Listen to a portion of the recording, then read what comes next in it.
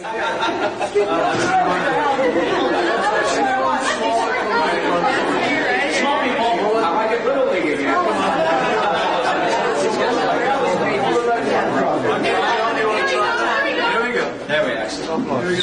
baby. Lou, where's Lou? Where's Lou? Get in here. Lou, get in there. All the best from London, Bishop's Cave. Go outside. Thank you.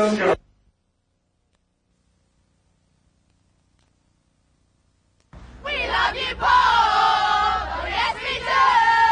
We don't love anyone as much as you.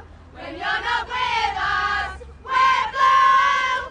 Oh, Paul, we love you.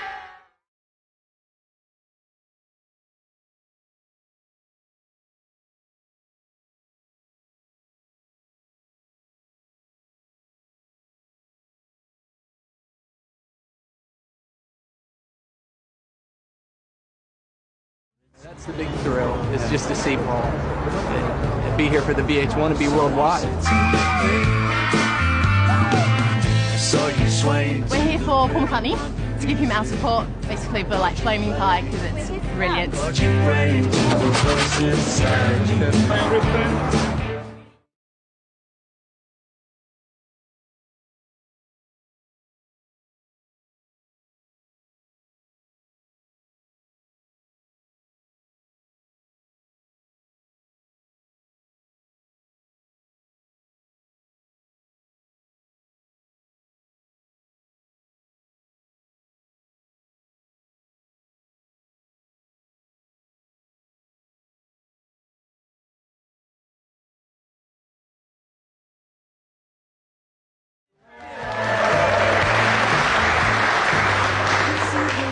I'm going to get my posh suit on now.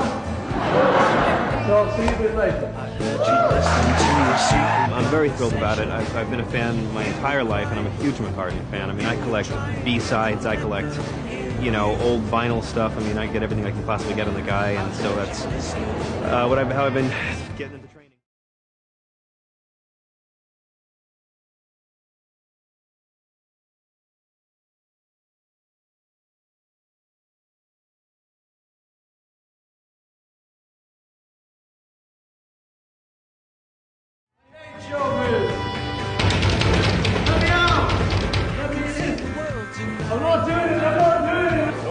I'm stopping here. My legs won't work. Drugs, I want the drugs now. I can see the world tonight. Please join me in welcoming one of the greatest songwriters of the 20th century, Paul McCartney.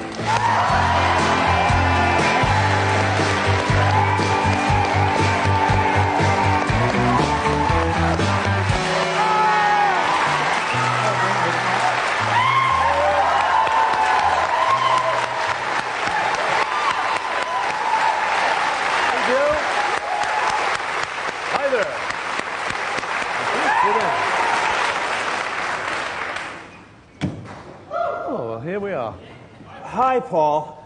Hi, John. I got to tell you something. We did the math on these questions, and we realized that if you were to answer every single question that you've received and devote 1 minute to each question, we would be here for 5 years and 7 months straight. Well, I'll give it a shot. Okay, we'll talk. If you can talk fast, it'll help us quite a bit. Well, you know, Paul, every fan has their own opinion on what's the best Beatles song, and they all say, oh, this one's the best, I like this one the best. We found an American Paul McCartney fan who really wanted to be on the show and talk about his opinions. Can we roll the tape of that guy, please? I just thought they were full of energy, but they were also brilliant. I mean, you go back and listen to Sgt. Pepper's album today. They were brilliant. I still think Eleanor Rigby is one of the most powerful songs I ever heard. I mean, they were just brilliant. Woo! Man. Yo, Chris. Wow. Since you've now been knighted by the Queen, does praise from a president just kind of roll off your back or what? Oh, he's great. You know, I have a lot of admiration for this man. You know, he's got a lot of good ideas, you know, and that was a really good one. No, I love him. He's great. In fact, I'll tell you what, have you got a minute for a mad idea? You know what, Paul? Are you ready for a mad idea? I'm glad you brought that up. Live. Hey, John.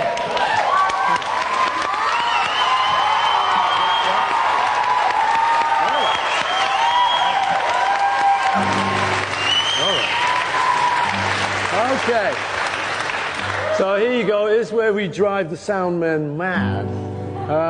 And you've got to sing a bit, okay, audience? Yeah. I was sitting in my dressing room just before, and I thought, well, it'd be mad if I could come up with some little song about Bishopsgate, all right? And now it would be really mad if I can remember it. But well, your bit is sound man. All you got to do is. You got to do. Come on back. Come on back. Okay. Come on back. Come on back. That's it. So remember, that's your bit. Okay. I'll try and remember the song now. Yeah, okay. Oh, now, baby, now the Bishopsgate ain't what it used to be. He came over from America and they put it on the TV. Well, now they say that they're coming back, and I can hardly wait. Come on back, come on back, back to the Bishopsgate. Come on back, come on back, back to the Bishopsgate. Now you one time. Come on back, come on back, back to the Bishopsgate. All right.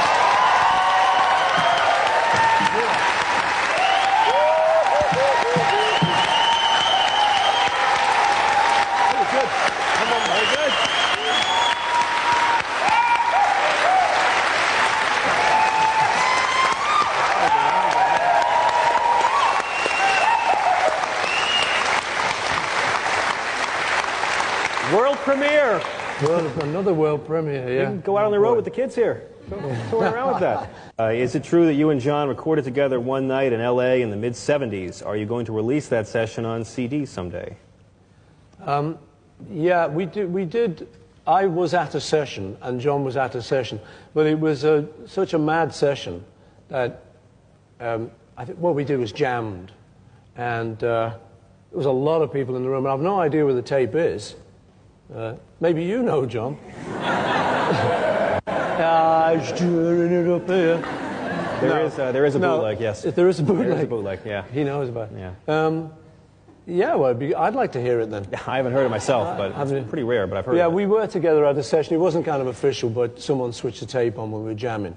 So we did actually record together. But I say I haven't heard it since. I would like to, please.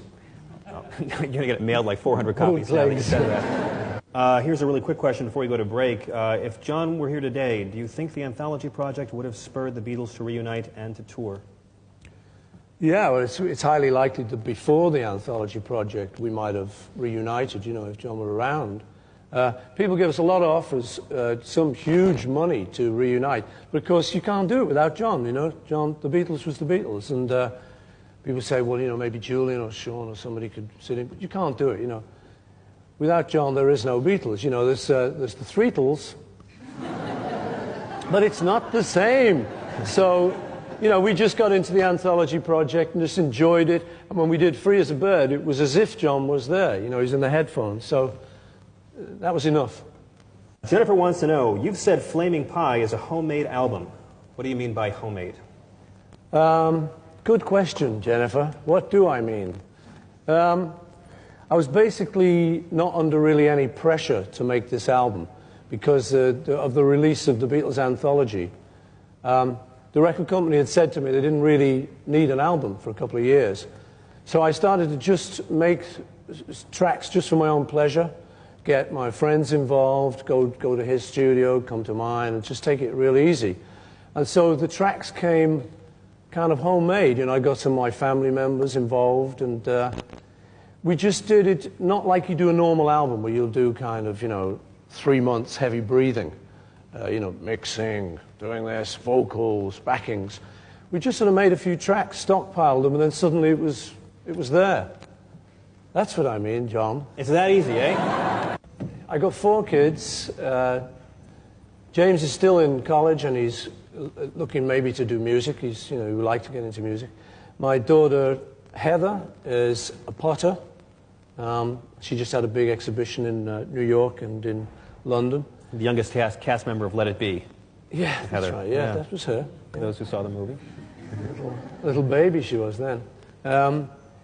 And then my daughter Stella has just got a big job with Chloe in Paris. And she's head of the fashion group there. So she's the head designer. She's doing great, working hard. You know, she's got a lot to do there.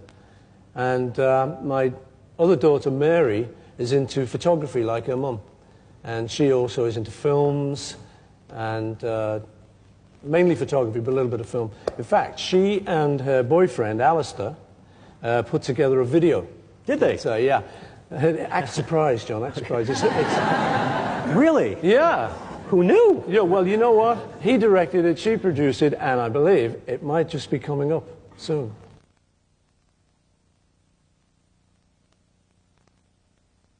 Let's go to the internet. All right, here's one from Paul Lind, the famous comedian. How many Hofner basses do you own, and is the one you have now the original Beatle bass?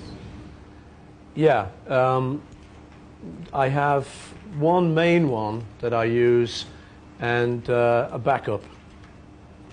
But in the 60s, a couple of them got nicked, as we say in England. Nicked, which is stolen. It just means stolen. N-I-C-K. I'm not typing this, viewers. Netters. Inters. Art just wants to know, what are you wearing right now? This is turning into a sex line. Okay, I'm wearing a rather attractive ensemble with a feather boa, a large wide-brimmed hat, nylon stockings, and boxer shorts. Oh, the answer's up. That's the answer to that one. Except it's not.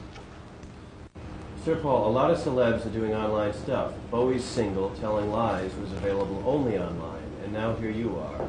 Does this new medium excite you? To tell you the truth, I'm not an onliner, but I think I could easily get addicted. The nearest I've come to being a computer freak is the music program that I use to write a recent large-scale orchestral piece. Well, you know, we've already answered that. Is it true your son plays on the new album? Yes, on the track Heaven on a Sunday.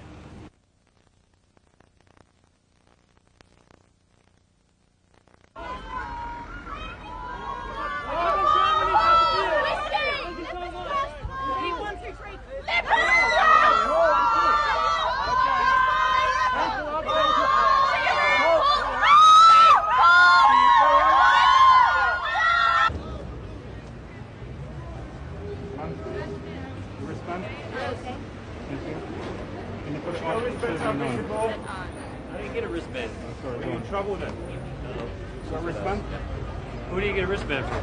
I gotta check in there. My name is on the guest list. Please.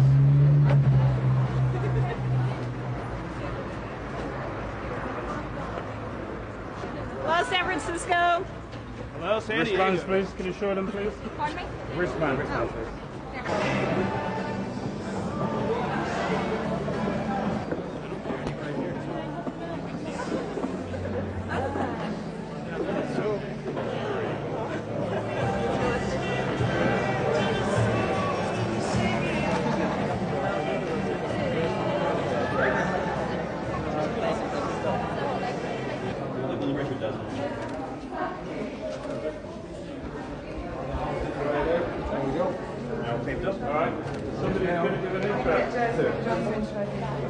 John, you're very cool.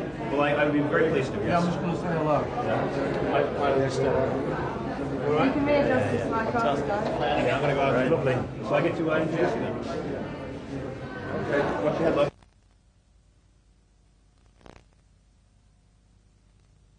he's a very special person, you know. He's still got the touch, got a great sense of humor, just incredible. Yeah. I think he's a classy pop icon. I think the Earth is a kinder, gentler place because we have Paul. Right on, Paul. It was a great show, and I thought that was so great when he came and brought the guitar out and strung, and made me feel part of Paul McCartney for a minute. I want to say it was wonderful. Thank you, VH1, for sending us here, because it was really wonderful. And it was very, my big thrill of my life now is to say that I sang a song with Paul McCartney.